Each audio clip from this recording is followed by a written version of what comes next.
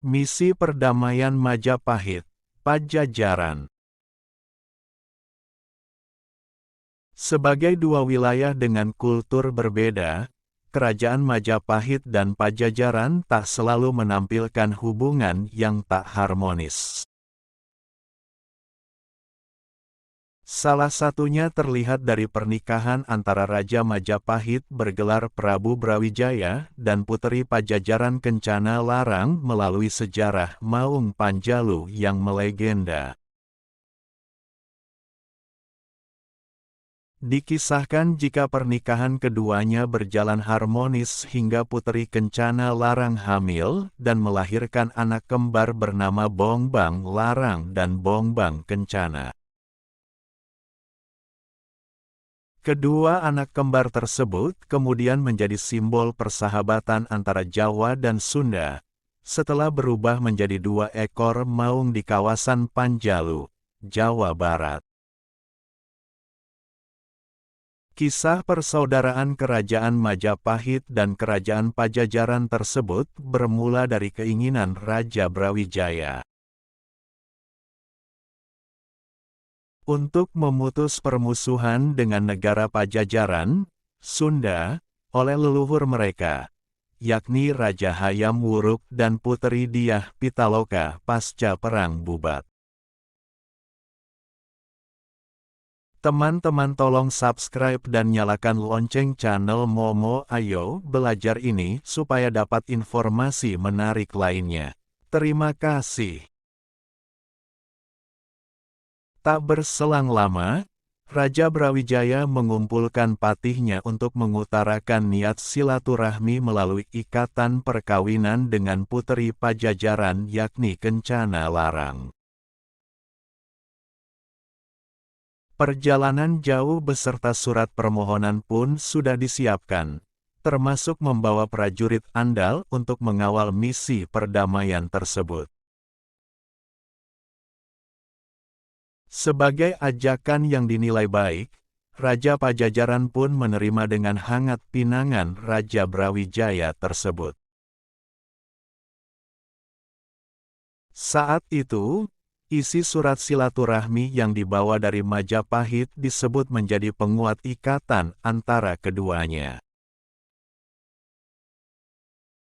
Hingga tibalah hari pernikahan, dan Puteri Kencana Larang diboyong ke negara Majapahit di Jawa. Adapun pesan kasih sayang dan perdamaian mendominasi di teks yang ditulis oleh Raja Brawijaya, sehingga dianggap sebagai bentuk penghormatan oleh Kerajaan Sunda. Tak berapa lama, istri Raja Brawijaya tersebut mengandung hingga di usia kehamilan yang menginjak 7 bulan. Dia meminta izin ke suaminya untuk melahirkan, dengan ditemani orang tuanya di negara Pajajaran.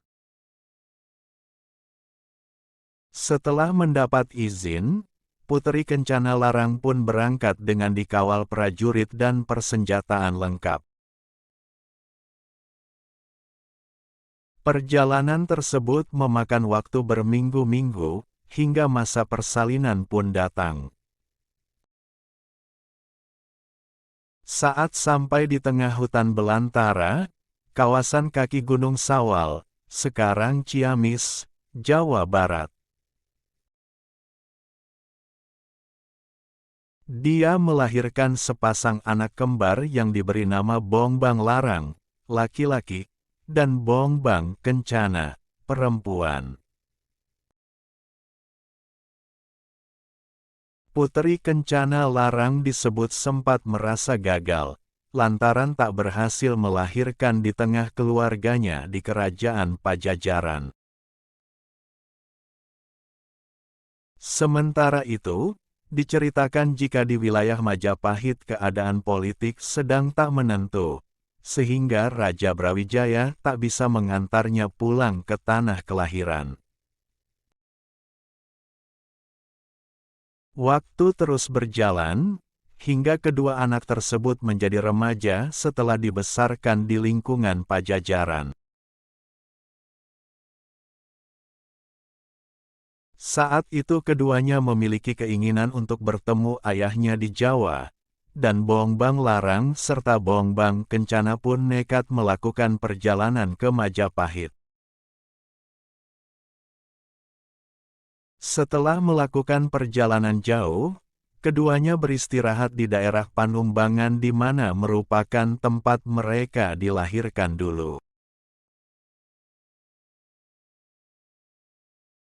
Di sana keduanya meminum air di sebuah wadah dandang, semacam kendi, yang tak lain adalah wadah ari-ari mereka sendiri.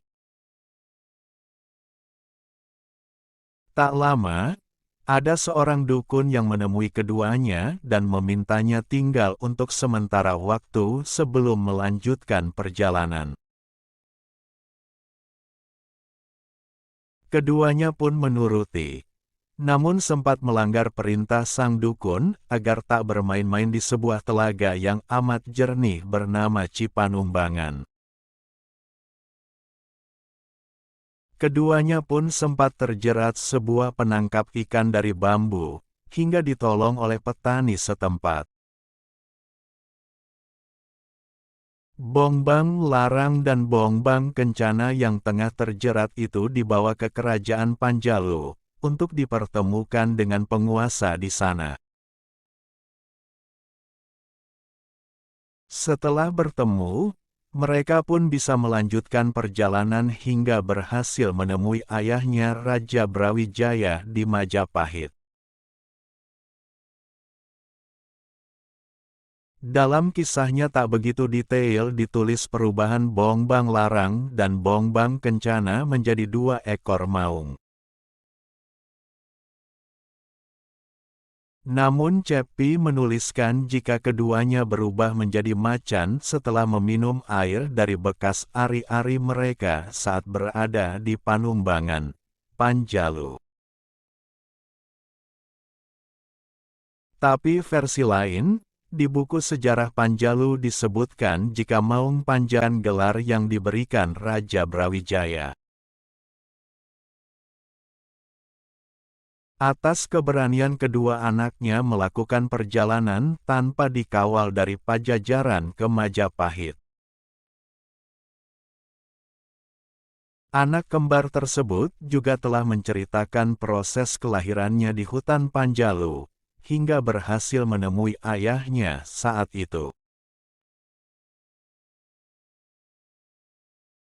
Gelar tersebut konon sebagai simbol lambang persaudaraan antara Sunda dan Majapahit atas kedua anaknya yang lahir di Panjalu. Like, share, comment. Please subscribe and thanks for watching.